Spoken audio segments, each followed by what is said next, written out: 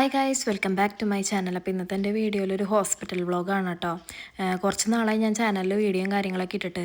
മികാലുവിന് എന്ന് ഡേ കെയറിൽ പോയോ അന്ന് തുടങ്ങി അവൻ വീട്ടിലേക്ക് ഓരോ അസുഖങ്ങൾ കൊണ്ടുവരുന്നുണ്ട്.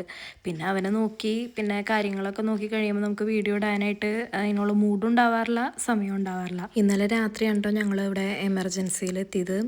സംഭവം എന്താണെന്ന് വെച്ച് കഴിഞ്ഞാൽ കാലത്തുവിന് പനിച്ചപ്പോൾ ഞാൻ ഫീവറിൻ്റെ ടാബ്ലറ്റും കാര്യങ്ങളൊക്കെ കൊടുത്തു. വൈകിട്ടായി കഴിഞ്ഞ് കഴിഞ്ഞപ്പോഴേക്കും ഫുൾ റെഡിഷായി, റെസ്പോണ്ട് ചെയ്യാത്തൊരു സ്റ്റേജിലേക്ക് എത്തിക്കഴിഞ്ഞപ്പോൾ ഞങ്ങളൊക്കെ പേടിച്ചിട്ടോ. അങ്ങനെ എമർജൻസിക്ക് വിളിച്ചിട്ട് ഞങ്ങൾ ആംബുലൻസിൽ ഇവിടെ എത്തി. പക്ഷേ ഇവിടെ എത്തിയിട്ടും കാര്യമൊന്നും ഉണ്ടായില്ല. കുറേ നേരം ഞങ്ങൾ വെയിറ്റ് ചെയ്തതിന് ശേഷമാണ് ഡോക്ടറെ കണ്ടത്. അപ്പോഴേക്കും ഇവൻ്റെ ഫീവർ എന്താ പറയുക ഡൗൺ ആയി. പക്ഷെ അവർ പറഞ്ഞു അവർക്ക് ഏത് വൈറസാണെന്ന് അറിയില്ല, ഇൻഫെക്ഷനാണോ എന്ത് കാര്യം എന്നറിയാത്ത കാരണം കൊണ്ട് അവർ പറഞ്ഞു അഡ്മിറ്റ് ചെയ്യാമെന്ന് പറഞ്ഞു. അങ്ങനെ ഞങ്ങൾക്ക് 1 മണിയായപ്പോഴേക്കും ഞങ്ങൾക്ക് റൂമും കാര്യങ്ങളൊക്കെ കിട്ടി. പിന്നെ ഇവൻ പകലൊന്നും ഫുഡും വെള്ളമൊന്നും കഴിക്കാത്ത കാരണം കൊണ്ട് ഇവർ ട്രിപ്പ് ഇട്ടേക്കാട്ടോ. അതിന് തന്നെ ഭയങ്കര വാശിയായിരുന്നു, ഇവൻ്റെ വെയിൻ കിട്ടണില്ല. അപ്പോൾ അവർ കുത്തിയപ്പോൾ ഭയങ്കര കരച്ചിലായിരുന്നു കേട്ടോ. ജർമ്മനിയിൽ ഹെൽത്ത് ഇൻഷുറൻസ് മാൻഡേറ്ററി ആയതുകൊണ്ട് നമ്മൾക്ക് മെഡിക്കൽ ഫെസിലിറ്റീസും കാര്യങ്ങളൊക്കെ ഇവിടെ ഫ്രീ ഓഫ് കോസ്റ്റാണ് കേട്ടോ. പക്ഷേ നമ്മൾ ഹോസ്പിറ്റലിൽ അഡ്മിറ്റ് ആവാമെന്ന് പറഞ്ഞാൽ അത്രയും സിവിയർ കേസസിനെയാണ് അവർ അഡ്മിറ്റ് ആക്കുള്ളൂ. വൺസ് ഇവരുടെ സിസ്റ്റത്തിനകത്ത് വന്നു കഴിഞ്ഞ് കഴിഞ്ഞാൽ ഇവരുടെ ട്രീറ്റ്മെൻറ്റൊക്കെ അടിപൊളിയാണ്. അപ്പം ഞാൻ ഇവനെ കാലത്ത് തന്നെ എണീപ്പിച്ചിട്ട് ഇച്ചിരി ഫുഡും കാര്യങ്ങളൊക്കെ കൊടുക്കാം കേട്ടോ. അപ്പോൾ നമ്മൾക്ക് ഫുഡും 3 നേരത്തെ ഫുഡും ഇവിടെ ഫ്രീ ആണ്. അപ്പോൾ കാലത്ത് നമുക്കൊരു 7 മണിയാകുമ്പോഴേക്കും ബ്രേക്ക്ഫാസ്റ്റ് വരും. മികാലുവിനെ അഫക്റ്റ് ചെയ്തത് RSV എന്ന് പറയുന്ന ഒരു വൈറസാണ്. അപ്പോൾ ഇതെന്താ സംഭവം എന്ന് വെച്ച് കഴിഞ്ഞ് കഴിഞ്ഞാൽ ഈ വൈറസ് വന്നു കഴിഞ്ഞ് കഴിഞ്ഞാൽ 4 മണിക്കൂർ കൂടുമ്പോൾ പനിക്കും. അതുമാത്രമല്ല നമ്മൾ ഫീവറിൻ്റെ ടാബ്ലറ്റ് നമ്മൾ കുട്ടികൾക്ക് കൊടുത്താലും ടെമ്പറേച്ചർ ഭയങ്കര ഹൈ ആയിരിക്കും.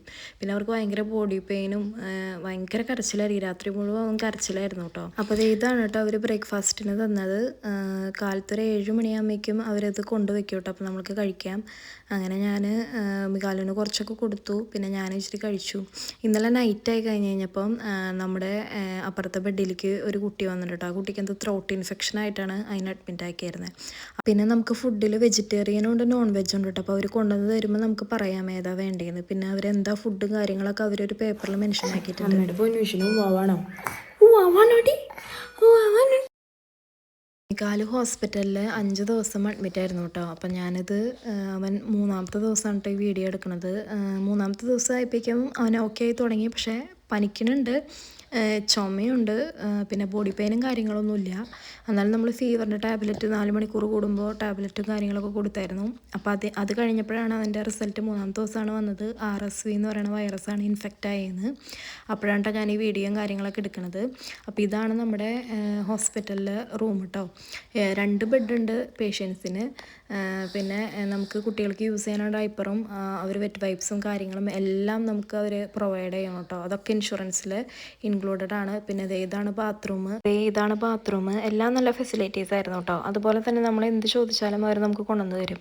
മികാലുവിന് ഫോർമുല കൊടുക്കാൻ വേണ്ടി ഹോട്ട് വാട്ടർ ചോദിച്ചായിരുന്നു. അപ്പോൾ അവർ അതിൻ്റെ ഫ്ലാസ്കിൽ കൊണ്ടുവന്ന് തന്നതാണ് കേട്ടോ.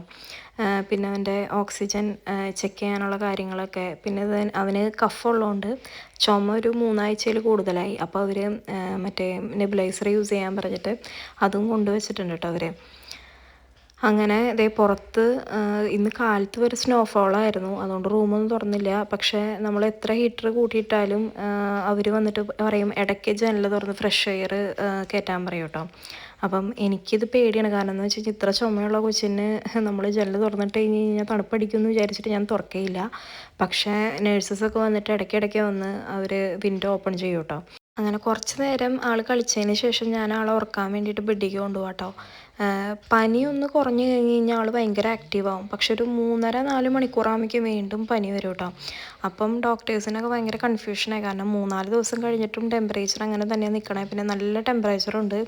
അപ്പോൾ അവർ എന്താ പറയുക അവൻ്റെ യൂറിനും പൂപ്പും കാര്യങ്ങളൊക്കെ ടെസ്റ്റ് ചെയ്തുകൊണ്ടിരിക്കുക. വൺസ് അവൻ്റെ ടെമ്പറേച്ചറൊക്കെ ഒന്ന് ഡൗൺ ആയി കഴിഞ്ഞാൽ നമുക്ക് വീട്ടിലോട്ട് പോകാൻ പറ്റും കേട്ടോ. പിന്നെ വീട്ടിൽ ചെന്ന് റെസ്റ്റ് എടുത്താൽ മതി. പക്ഷെ അവർ നമ്മളെപ്പോഴും ഒബ്സർവേഷനിലിട്ടേക്കാണ്. അങ്ങനെ അവൻ കിടത്തിയിട്ടൊന്നും അവൻ ഉറങ്ങാനില്ല. അപ്പോൾ ഞാൻ അവനെ മടിയിലിരുത്തി പാട്ട് പാടി ഞാൻ അവനെ കിടത്തി ഉറക്കി കേട്ടോ. ഇപ്പം ആൾക്ക് പനിയില്ല. എന്നാലും മരുന്ന് കൊടുത്ത് കാരണം കൊണ്ട് കുഴപ്പമില്ല. അല്ലെങ്കിൽ കുറച്ച് കഴിയുമ്പോൾ പനിക്കും. ഇന്നൊരു ദിവസം കൂടി ഇവിടെ നിന്നിട്ട് പോകാമെന്നാണ് പറഞ്ഞത്.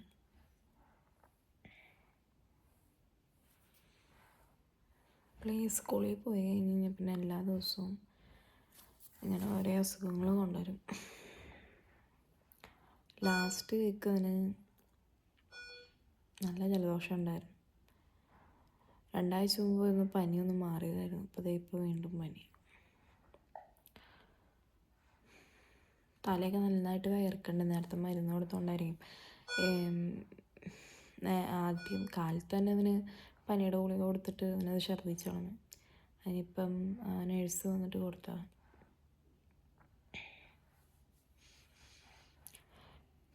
ഫുഡും ഇച്ചിരി കഴിച്ച തന്നെ കൊണ്ട് പിന്നെ ആൾക്ക് വലിയ ക്ഷീണം ഉണ്ടാവില്ല. അങ്ങനെ കുറച്ച് നേരം ആൾ കിടന്നുറങ്ങി കഴിഞ്ഞപ്പോൾ ആളുടെ ഫീവറൊക്കെ ഡൗൺ ആയപ്പോൾ ആൾ വീണ്ടും ആക്റ്റീവായിട്ടോ.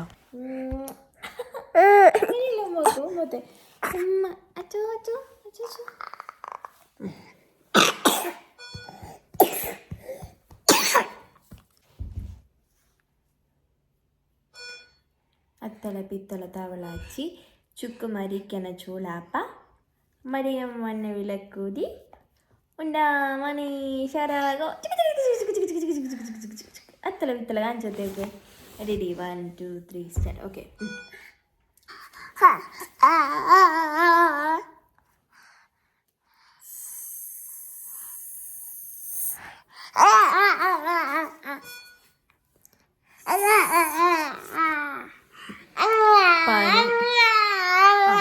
പനി ഒന്ന് ഇത്തിരി കുറഞ്ഞതിൻ്റെ കേട്ടാ കാണണേ. അമ്മ എന്ന് വെച്ചേ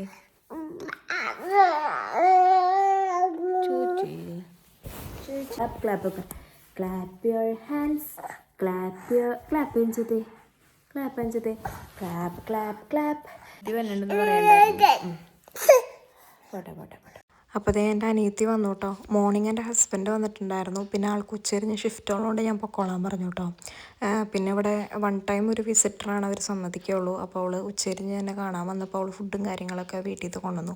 കാരണം ഇവിടെ നമുക്ക് കിട്ടണത് ബ്രെഡും സൂപ്പും അങ്ങനത്തെ സാധനങ്ങളാണ് കേട്ടോ കിട്ടുള്ളൂ. പിന്നെ മികാലുവിന് അവൻ്റേതായ കുറച്ച് ഫ്രൂട്ട് മിക്സും കാര്യങ്ങളൊന്നും കിട്ടാണ്ട് അവൻ കഴിക്കണമൊന്നുമില്ല. അങ്ങനെ അനിയത്തി വന്നപ്പോഴേക്കും അവളെ കെട്ടിപ്പിടിച്ച് മികാല് കുറച്ച് നേരം കിടന്നുറങ്ങി കേട്ടോ. അപ്പം ഞാൻ പോയി കുളിച്ച് എനിക്കൊക്കെ ചെയ്യാനുള്ള കുറച്ച് കാര്യങ്ങളും ഒക്കെ ചെയ്തു.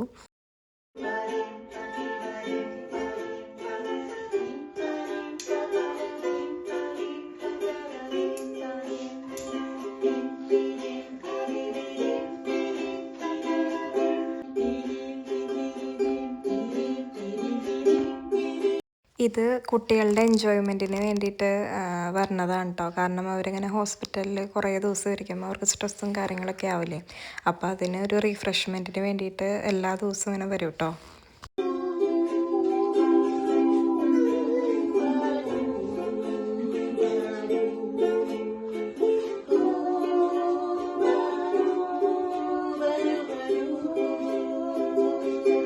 നമ്മുടെ റൂമിലുള്ള വേറെ കുട്ടിക്ക് അവരുടെ ത്രോട്ട് ഇൻഫെക്ഷനും കാര്യങ്ങളൊക്കെ ക്ലിയർ ആയി കഴിഞ്ഞപ്പോൾ അവരെ ഡിസ്ചാർജ് ചെയ്തു കേട്ടോ. ആ കൊച്ചും ഇതേപോലെ ഡേ കെയറിൽ പോയി തുടങ്ങിയപ്പോഴാണ് ഇങ്ങനത്തെ അസുഖങ്ങൾ കൊണ്ടുവന്നതെന്നാണ് അതിൻ്റെ അമ്മ പറഞ്ഞത്. അത് കഴിഞ്ഞ് അവർ പോയി കഴിഞ്ഞ് കഴിഞ്ഞപ്പോൾ ഞാൻ വിചാരിച്ചു നാളത്തേക്ക് ആരെങ്കിലും ഇവിടേക്ക് വരെയിരിക്കും എന്ന് വിചാരിച്ചു. അത് കഴിഞ്ഞ് എൻ്റെ സിസ്റ്റർ വന്നപ്പോഴാണ് പറഞ്ഞത് പുറത്ത് ഒരു വൈറസ് ഇൻഫെക്ഷനാണ്, ഐസൊലേറ്റഡ് ഏരിയ എന്ന് പറഞ്ഞിട്ട് എഴുതി വെച്ചിട്ടുണ്ടെന്ന്. അപ്പോൾ ഇതിന് RSV വൈറസ് ആയതുകൊണ്ട് ഇവിടേക്ക് വരണവരൊക്കെ പ്രിക്കോഷൻ എടുത്തിട്ടാണ് വരുന്നത്. അപ്പോൾ തൽക്കാലം നമ്മൾ പോണവരെ വേറെ ആരും ഉണ്ടാവില്ല.